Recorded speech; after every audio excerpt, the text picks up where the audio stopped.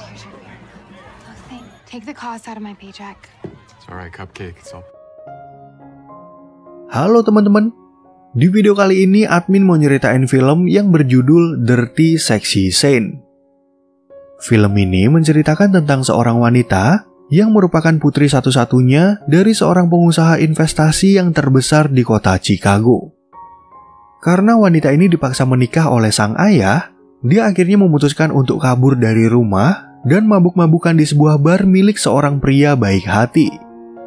Ternyata kartu kredit wanita ini udah diblokir oleh ayahnya, dan karena nggak punya uang sama sekali, dia akhirnya meminta pekerjaan untuk menjadi pelayan di bar tersebut.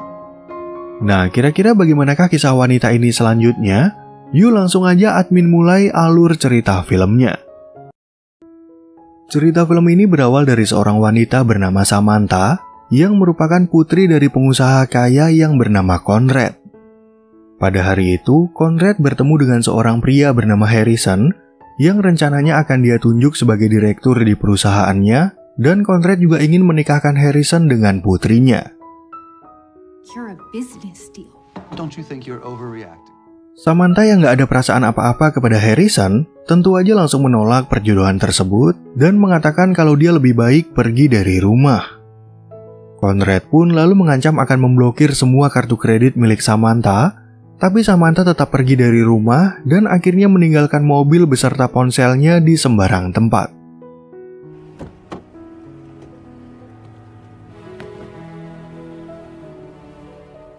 Beberapa waktu kemudian, Samantha akhirnya minum-minum di sebuah bar yang dimiliki oleh seorang pria ganteng bernama Clay. Kebetulan pada saat itu bar milik Clay akan segera ditutup, sehingga dia menyuruh semua karyawannya untuk pulang dan akan mengurus Samantha yang merupakan pelanggan terakhir mereka. Pay her tab, I will call her a cab, the cab will take her home. Elijah, walk Tara to her car on your way out. Thanks, buddy. Melihat Samantha udah mabuk berat, Clay ingin memanggilkan taksi untuk mengantarnya pulang dan meminta Samantha agar membayar semua tagihannya. Ternyata kartu kredit Samantha udah diblokir oleh sang ayah, yang membuatnya semakin merasa kesal karena selain nggak punya uang, kini dia juga nggak punya tujuan. It didn't work, did it? No. It's okay. Oh, alright. Karena Clay bingung harus berbuat apa, dia akhirnya memutuskan untuk membawa Samantha ke tempat tinggalnya yang ada di lantai 2. Di sana, Clay kemudian membantu Samantha untuk membersihkan dirinya dan langsung meminjamkan baju ganti agar Samantha bisa tidur di ranjangnya dalam keadaan bersih. Okay, I'm at Keesokan paginya ketika Samantha udah terbangun, dia langsung teringat tentang kejadian tadi malam, yang dimana dia mabuk-mabukan di sebuah bar dan ditolong oleh Clay. Samantha pun lalu masuk ke ruangan sebelah dan ingin mengucapkan terima kasih kepada Clay yang udah membantunya waktu membutuhkan pertolongan. Better than last night. You're definitely a cop. Setelah Samantha cukup sadar dari kondisi mabuk, Clay kemudian mengajaknya untuk berkenalan dan bertanya apa yang sebenarnya terjadi pada Samantha. Di sana, Samantha mengatakan kalau ayahnya bernama Conrad Jameson, sehingga Clay akhirnya baru mengetahui kalau Samantha adalah ahli waris dari perusahaan investasi yang terbesar di kota Chicago. It's true that I don't want my father to know where I am. You're Samantha Jameson. Karena Clay sempat curiga Samantha terlibat masalah, Samantha lalu mengaku kalau dia kabur dari rumah dan bercerita kalau ayahnya ingin menjodohkannya dengan pria bernama Harrison. Samantha pun lalu memohon agar Clay mau memberikan pekerjaan sebagai pelayan di bar, dan jika dia udah punya cukup uang, Samantha berjanji akan membayar semua hutangnya. I could work in your bar and make some. Consider yourself hired as a bar waitress. Kemudian di siang harinya, Samantha diajak berbelanja oleh seorang wanita bernama Katrina yang merupakan anak buah dari adik Clay. Pada saat itu, Katrina bercerita kalau Clay punya 2 adik bernama Mason dan Levi, dan orang-orang di daerah sini udah mengetahui tentang sosok Clay yang ternyata sering membantu orang susah. We went to the same high school. We bonded over something. Selain berbicara tentang Clay, Katrina juga mengatakan kalau dia dan Mason udah bersahabat dari remaja, dan kini dia membantu usaha Mason sebagai pembuat tato. Katrina pun memberitahu kalau Mason memiliki sifat yang sangat berbeda dari Clay, tapi walaupun begitu, Clay sangat menyayangi kedua adiknya. No, somebody else did. I had money before your first paycheck. A pair of tight-fitted jeans. Singkat cerita, saat Samantha kembali ke bar, dia kemudian mendapat sedikit pengarahan dari anak buah Clay yang bernama Tara. Di sana, Tara bisa merasakan kalau Clay naksir kepada Samantha, tapi Clay langsung membantah ucapan tersebut dengan alasan dia hanya ingin membantu orang yang kesusahan. Is there something going on between you two? What? Stubborn ass. I heard that. Ketika bar itu udah mulai buka, Clay terus aja mengamati kerja Samantha dan berjaga-jaga kalau Samantha sampai digoda oleh laki-laki hidung belang. Kebetulan pada saat itu Katrina datang ke bar tersebut, dan ternyata dia mengetahui kalau Samantha berasal dari keluarga kaya karena tadi siang Samantha membawa tas mahal seharga $3.000. He was carrying a $3,000 Louis Vuitton purse. Beberapa saat kemudian, akhirnya muncul adik Clay bernama Mason yang baru aja bertemu dengan seorang wanita di toilet bar. Tentu aja Clay merasa kesal dengan kelakuan adiknya, dan di sisi lain Katrina juga merasa cemburu, tapi dia nggak bisa apa-apa karena hubungan mereka hanya sebatas sahabat. But you're my very best friend. Di waktu yang bersamaan, Mason akhirnya bertemu dengan Samantha, dan Katrina langsung memberitahu kalau Samantha harus berhati-hati kepada Mason. Katrina pun lalu memperingatkan Mason agar nggak berbuat macam-macam kepada Samantha, dan memberitahu kalau sementara ini Samantha tinggal bersama Clay di apartemennya. Limits. She's staying with Clay. I'll see you later, kitty cat. No, I might be in late. Di saat semua pelanggan udah pulang, Samantha kemudian mulai menghitung uang tip yang ia dapatkan malam ini. Pada saat itu, Samantha memberikan sebagian uangnya kepada Clay dan mengatakan kalau dia ingin mengganti biaya pembelian pakaian yang tadi siang Clay berikan kepada Katrina.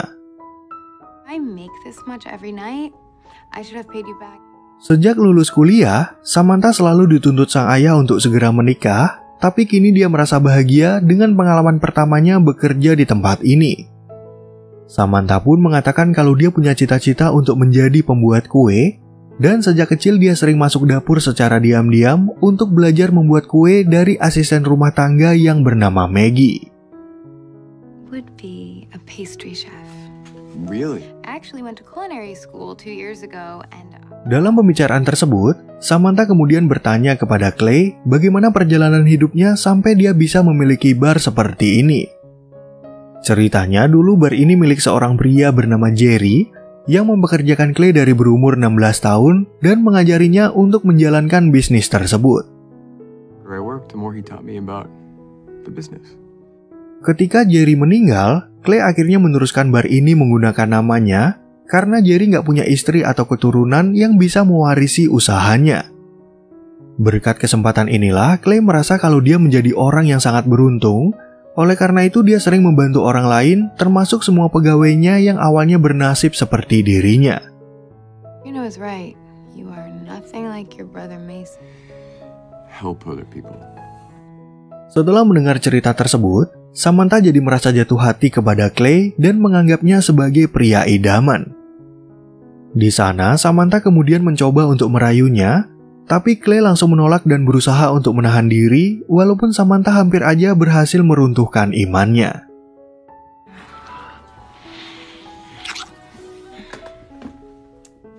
And I'm gonna go take.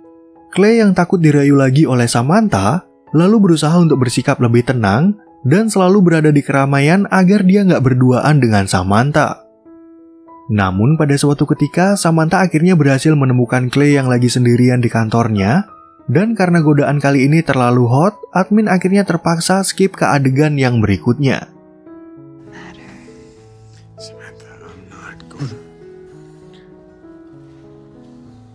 Beberapa hari kemudian, akhirnya datanglah adik kedua Clay bernama Levi yang bekerja sebagai polisi di kota Chicago. Saat itu, Levi mengatakan kalau dia udah mendapat kabar dari Mason kalau sekarang Clay tinggal bersama wanita cantik yang mungkin aja akan menjadi kakak ipar mereka. I take it she's the gorgeous blonde over there? Yeah, sir. Sambil membantah kedekatannya dengan Samantha, Clay kemudian mengenalkan Samantha kepada Levi dan Samantha udah mengetahui kalau Levi lebih baik dari Mason. Dari pertemuan itulah, Levi juga bisa mengetahui kalau kakaknya sedang jatuh cinta, karena ketika Clay lagi menatap Samantha, dia seperti orang posesif yang selalu memperhatikan pacarnya. What she's doing next? What? I saw the way she looked at you. Karena Clay terus aja berbohong soal perasaannya, Levi kemudian mulai menyangkut pautkan masa lalu mereka yang sangat buruk. Ceritanya, ibu mereka bertiga ini adalah seorang pecandu narkoba, dan karena Clay selalu terbayang-bayang tentang masa lalunya, dia jadi minder untuk berhubungan serius dengan seorang wanita. You don't always have to be so strong for everyone, Clay. You're welcome. Keesokan harinya, Katrina tiba-tiba aja datang ke apartemen Clay untuk membawakan peralatan membuat kue yang diperlukan oleh Samantha. Katrina pun mengatakan kalau Clay sengaja membelikan semua ini bagi Samantha karena dulu Samantha pernah bercerita kalau dia ingin menjadi pembuat kue. Di saat Clay masuk ke apartemennya, Samantha langsung mengucapkan terima kasih karena dialah orang pertama yang mau mendukung cita-citanya. Sebagai balasannya, Clay kemudian meminta Samantha untuk membuat satu kue favoritnya, dan setelah Clay menunggu beberapa lama, Samantha akhirnya selesai membuat sebuah cupcake.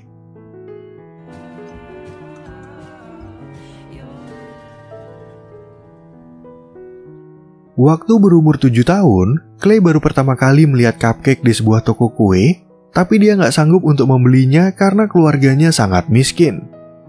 Clay pun bercerita kalau mereka mendapatkan makanan dari tempat penampungan dan sang ibu yang sering gonta-ganti pacar untuk memenuhi kecanduannya terhadap narkoba. Trees were from a local food bank. Low Life Kincaid. Lalu pada suatu ketika, Samantha kembali membuatkan kue bagi Clay dan ingin mengajaknya untuk berbicara berdua. Di sana, Samantha kemudian mengatakan kalau dia ingin bekerja dengan kenalannya bernama Adeline yang memiliki sebuah toko kue di kota Chicago dan punya reputasi yang cukup baik. I want to work in a French bakery.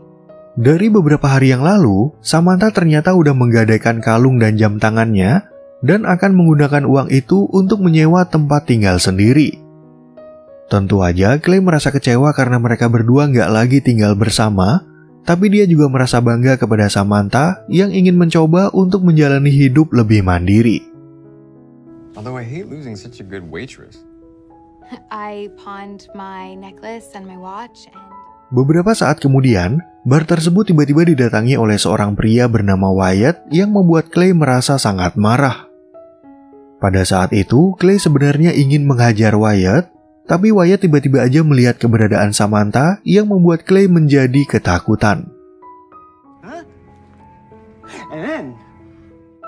Karena khawatir Samantha akan terluka, Clay kemudian menyuruhnya agar naik ke atas, dan Samantha segera menelpon kedua adik Clay untuk datang ke bar ini.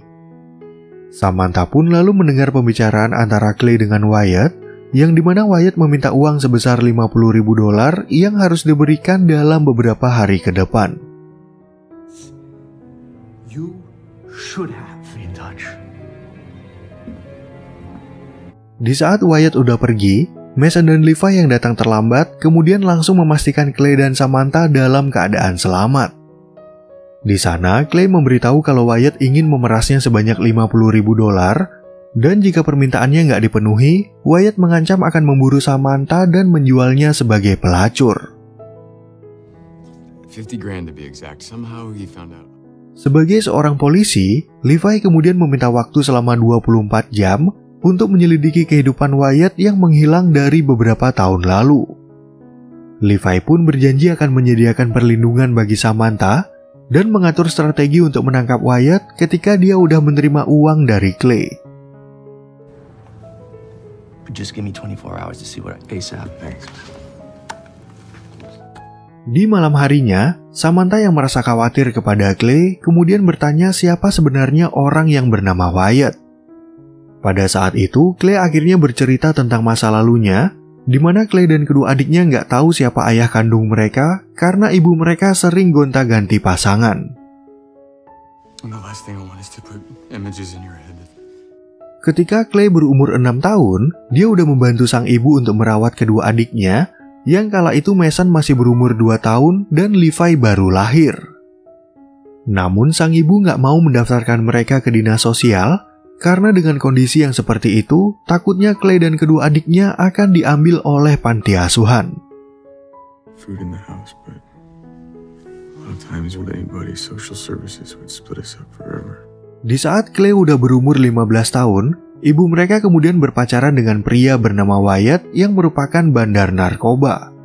Ibu mereka pun akhirnya ditangkap akibat mengedarkan narkoba, dan sebelum meninggal di dalam penjara, dia menunjuk Wyatt untuk menjadi wali bagi ketiga anaknya. She was able to appoint Wyatt as our legal guardian. Lalu pada suatu ketika, Wyatt pernah menyiksa Clay di depan kedua adiknya, tapi mereka bertiga akhirnya berani melawan yang membuat Wyatt menghilang dari kehidupan mereka. Sejak saat itulah, Clay berjuang untuk menghidupi kedua adiknya, dan dia juga merasa beruntung udah dipungut oleh Jerry, sehingga mereka bertiga terhindar dari pantauan dinas sosial.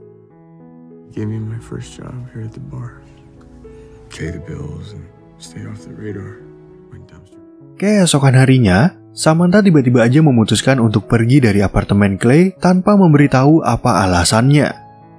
Samantha pun mengatakan kalau dia akan pulang ke rumah dan udah menelpon sang ayah agar Conrad mengirimkan anak buahnya untuk menjemputnya di depan bar. Lalu di malam harinya, Clay mendapat kabar dari Levi yang dimana Wyatt sedang diburu oleh para detektif karena tahun kemarin dia telah melakukan pembunuhan. Tentu aja kabar ini merupakan berita baik bagi mereka, karena jika Wyatt meminta Clay ketemuan di sebuah tempat, mereka bisa melaporkan keberadaannya kepada para detektif. Somewhere neutral, and then call me with the details until I confirm we have Wyatt in custody. Got it? Setelah Levi keluar dari bar tersebut, Harrison tiba-tiba aja datang menemui Clay untuk memberikan uang sebesar $50.000. Di sana, Harrison memberitahu kalau Samantha udah membuat perjanjian dengan ayahnya, yang dimana jika dia mau pulang, Conrad harus memberikan uang itu kepada Clay.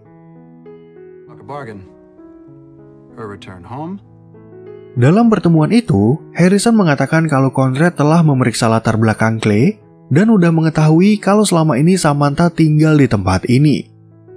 Harrison pun mengaku kalau dia sama sekali nggak mencintai Samantha, dan karena Conrad mengetahui kalau Clay adalah pria yang baik, dia sengaja membiarkan putrinya untuk tinggal bersama Clay.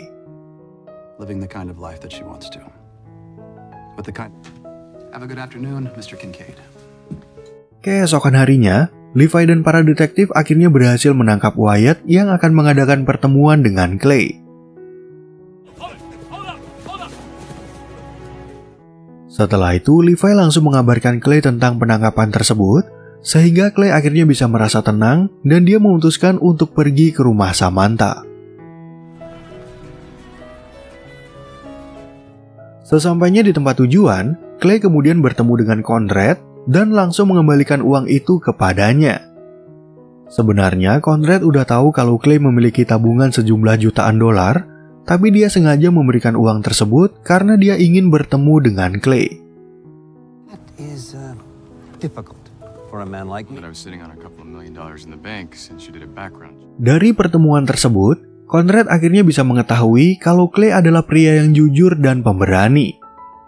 Awalnya, Conrad sempat menyinggung tentang masa lalu Clay, yang menurutnya sangat berantakan, tapi kini berubah menjadi seorang pria bertanggung jawab dan gemar menolong sesama. Pada kesempatan itu, Clay kemudian mengatakan kalau dia sangat mencintai Samantha dan berjanji akan memberikan kehidupan yang baik bagi masa depan mereka. Ternyata pembicaraan mereka itu didengar oleh Samantha, dan di sisi lain Conrad juga percaya sama ucapan Clay yang akhirnya mau merestui hubungan mereka.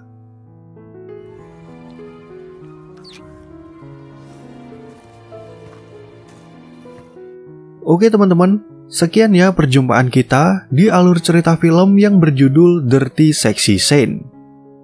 Semoga teman-teman semua merasa terhibur sama alur cerita film yang admin bawain ini, dan sampai jumpa di video yang berikutnya.